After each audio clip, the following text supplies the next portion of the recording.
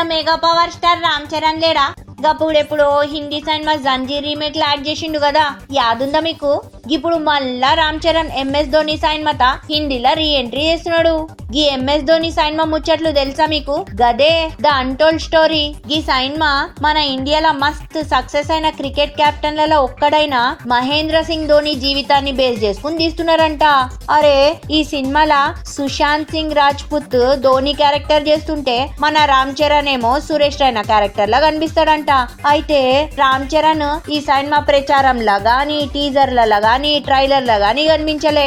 ఇదంతా మనల్ని సర్ప్రైజ్ చేయనికే అనుకుందాము.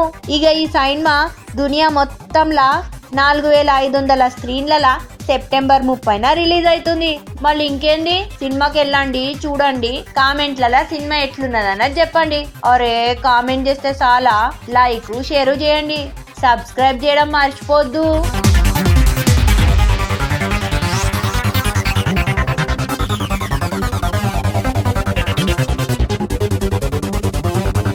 సినిమాకి ఇంకా పేరు పెట్టలే, కానీ ఈ సినిమా మస్తు హై బడ్జెట్ లో తీస్తారంట.